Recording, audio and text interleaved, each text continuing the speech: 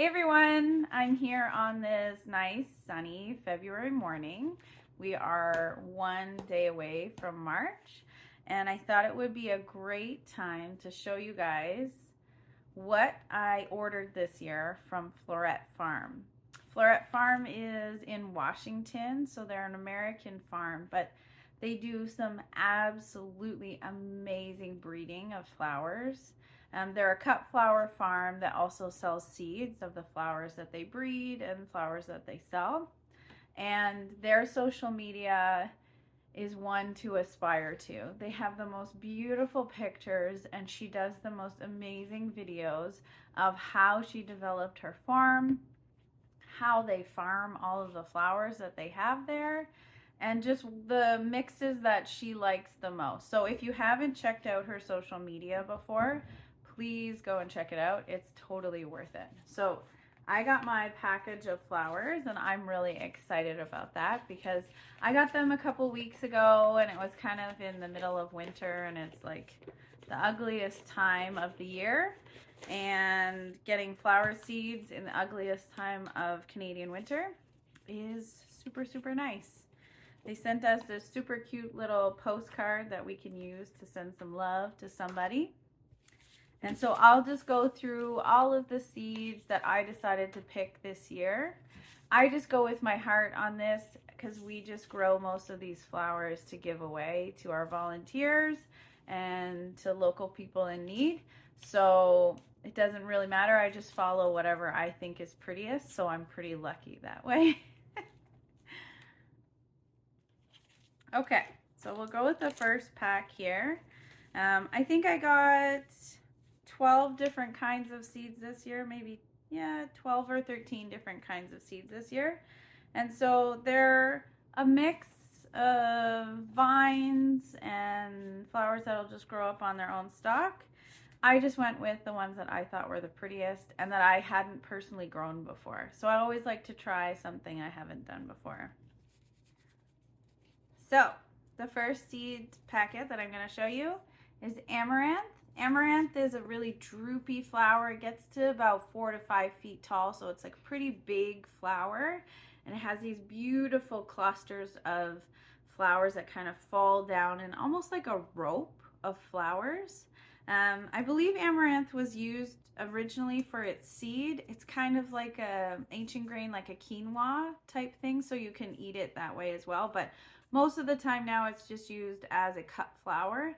So this one here is Coral Fountain, and it is the most beautiful coral color and has a pretty tight flower. Sometimes they're really long, like up to like 18 inches. This one looks probably like we're sitting at around like a 6 to 10 inch length on the flower. These are really stunning flowers, not just to put in a bouquet, but to grow. They're really huge and they look really beautiful in your garden. If you put a couple of these in your like front garden bed, they will steal the show. Definitely. People will walk by your house and just be in awe of how beautiful these flowers. So any type of amaranth will look, the way they produce flowers is just stunning. Okay.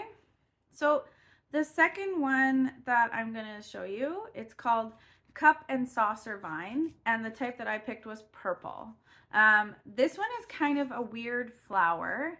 It's a really long vine, so this one gets to 15 feet as a possible. It likes full sun. It takes a pretty long time to mature, so it's 120 days for this one. But it has this purple flower when they bloom, which kind of fades to a gray, which I just love. I love picking flowers that are kind of weird colors that you don't see very often in flowers because they'll really draw your attention. And so these have a fairly long stem on their flower portion on the vine, so you can cut these and use them in bouquets as well. I'm hoping to put that one kind of up and over the front part of the greenhouse this year. I thought that would look really good. The next one I have is Cress. And so this one is Green Dragon. Cress is there's some like natural versions of Cress. It's going to stay green, and it has these long kind of stems of floral area that just stay a nice green color. And so I'm going to use these in our bouquets just as fillers so that we have more green to pop all of the colors. I've never grown cress before, so this is one of the ones that I was really excited to grow because I've never even tried to grow it before. The next ones that I have here are two different types of cosmos. Cosmos are a standard annual. You'll see them at every garden center. They usually have them in like the 6-packs. They're really, really easy to grow. They proliferate really easily. So they spread their seeds, which sometimes can be a little bit annoying for some gardeners. I don't really care because I have kind of a messy gardening style. So I got two different colors. I got Purity and Rubenza. Purity and Rubenza here. And so Purity is like a white Cosmo, really, really beautiful. They get up to 4 feet tall. So this is, again, a really, really big plant. So if you wanted to put this in your garden, it would look really stunning. The only thing I suggest with Cosmos is don't put them somewhere ultra windy because they are a fairly gentle stalk and sometimes they can kind of blow them over and get a little bit messy looking. The second one, Rubenza. Rubenza is a kind of darker color. Let me see, where did it go? Oh, there we go. So Rubenza is like, it's kind of like a ruby, almost like a ruby red color. This one isn't quite as tall as the other one, but still it gets to 42 inches. So still a big, big plant. And they're 75 days to maturity. So we direct seed these. We just put them right in the garden because they don't really take that long. And they have a really small seed. So we'll just scatter them. What I usually do with almost all of my annual flowers is I'll do a full row. So that's 75 feet in our community garden of just straight flowers. And it looks stunning. The bees love it. And then when the volunteers come to help us out, they can go and pick themselves a bouquet to take home, and that's awesome. Okay, so the next one that we have here, we have two. Ooh, did I pick 3? Let me check before I start telling you about it. No. Okay, so there's 2 different types of Celosia. And Celosia is a flower that you'll often see pop up in the fall. In those fall floral planters that you can buy. So they're the ones, they have a very firm shape. So they don't really look like a flower. They kind of look like coral. They have like kind of that brain texture. They're really, really cool to put in bouquets because they really add this different kind of weird texture into your bouquets. The one I got here, this one is called Texas Plume Summer Sherbet Mix. And so this is a plume type of Celosia. So you can see kind of there, it has kind of like a grass plume, very fluffy, really feathery. And this one, like it says, is a summer sherbet mix. So it is really, really got those like kind of pinky orangey colors, very much like sherbet. And I absolutely love the line between pink and orange. When those kind of cross, I think those colors really, really stand out a lot. So a lot of my zinnias that I plant are also in that same color. And then this one, the Texas Plume one, is pink champagne. It just looks like the most beautiful coloring. And it has some of the ones, so you'll see this one here, it's kind of not as plumish as the Texas Plume one. It has a little bit more of that brain texture. So you'll have a little bit more of those mixed in with this one. It won't look quite as grassy and it's fluffy, probably a little bit more dense. It'll be great to see how they grow. You can't expect everything to do well, so you kind of just have to try. This is one Celosia that I've never personally grown. I've always bought it as a flower that's already growing. And so it produces a lot of flowers. And I thought it would be fun to try growing it since we've never tried it before. All right, let's see what else we have here, eh? Okay, so I bought 2 different kinds of sweet peas. Here we've got Turquoise and Richard and Judy. This is one I really did not need to buy. I have like 6 packets of sweet peas already.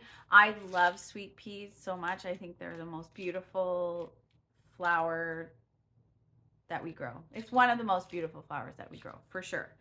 But I swore I wasn't going to buy any more sweet peas this year because I have a lot of packs of them and they last quite well.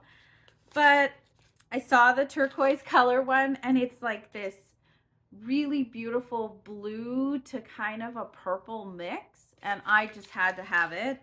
And then this Richard and Judy is this like magenta pink, like really, really, really bright magenta pink with almost like a blue purple in the middle of it. It looks like it's blended a little bit.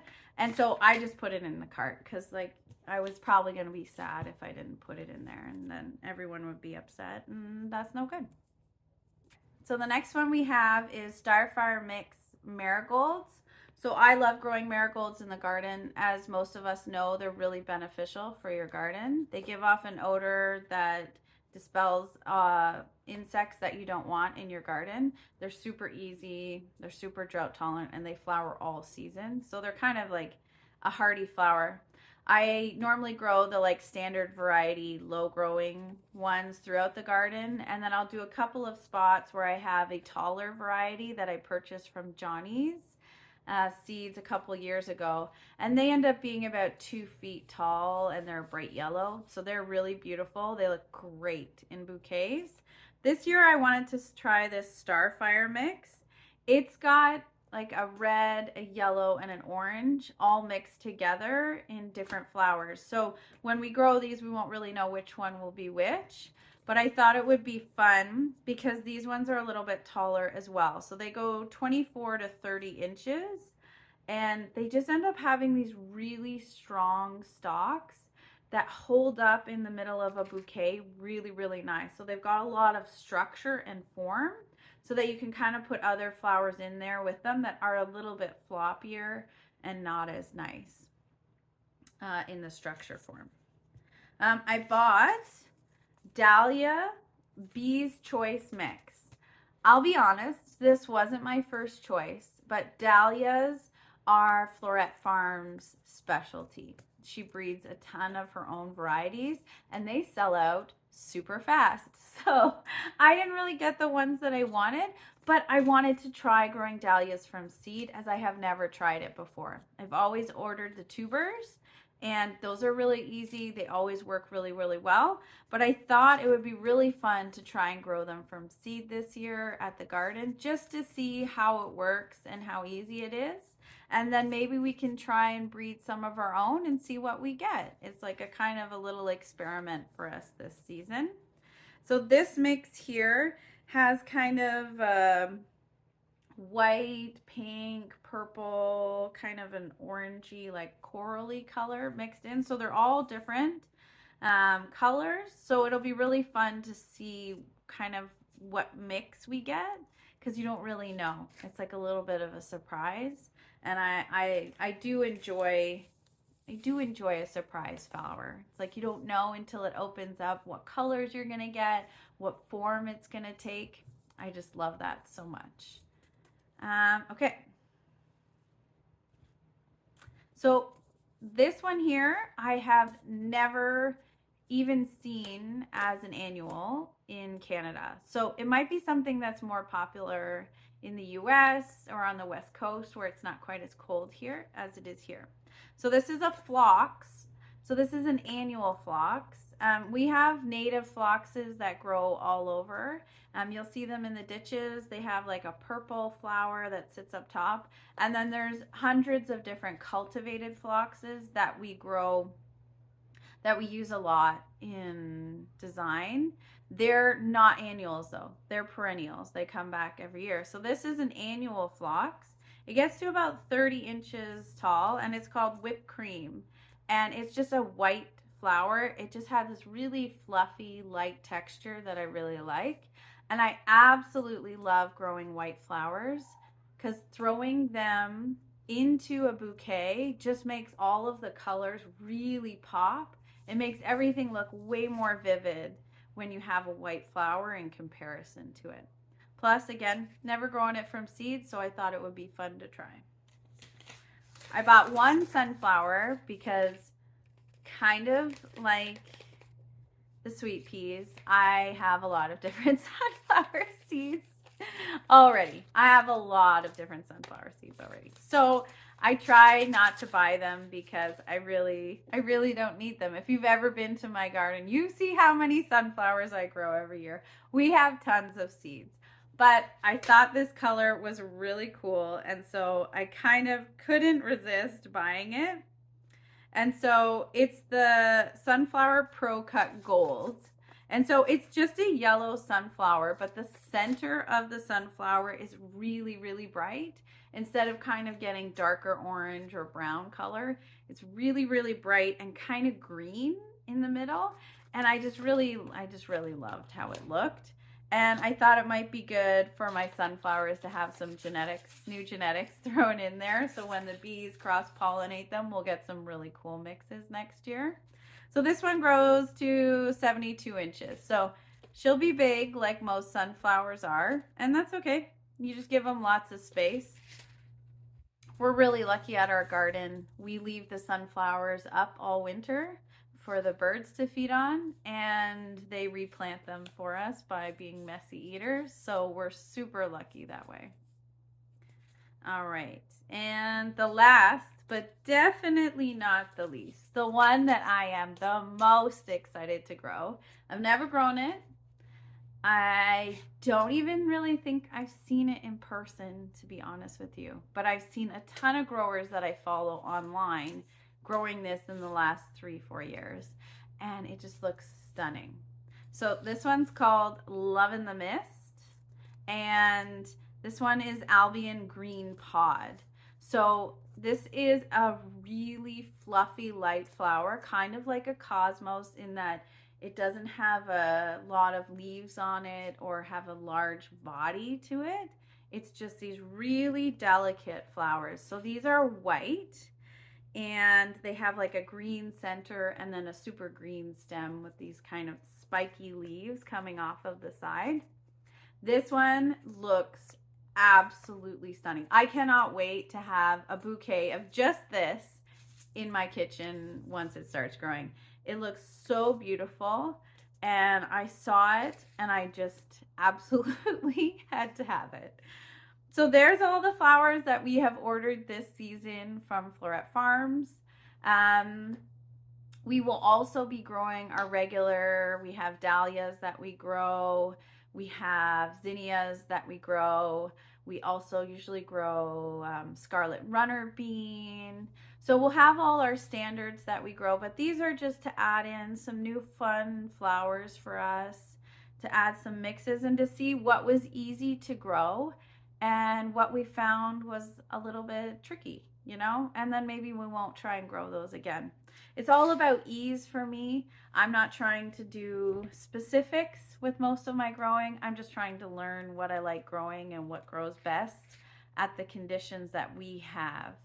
Since we are in just outside of Ottawa in Ontario, we have very different soil here. It's very clay-based soil. We have a late spring start and an early fall winter. So we don't have the same length of growing season or anything like the West Coast or the southern states has.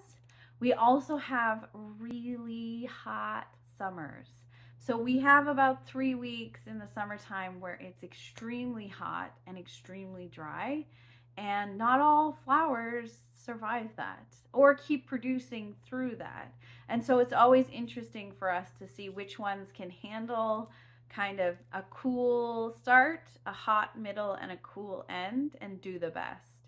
And we have our few standards that really have pumped out for us in the years past, so I'm always excited to find a couple more to add into that mix. So I'm going to post a video later this week or early next week about me planting all my onions, planting some herbs, and planting some flowers. So I'll talk to you guys soon. Hope you have a great day.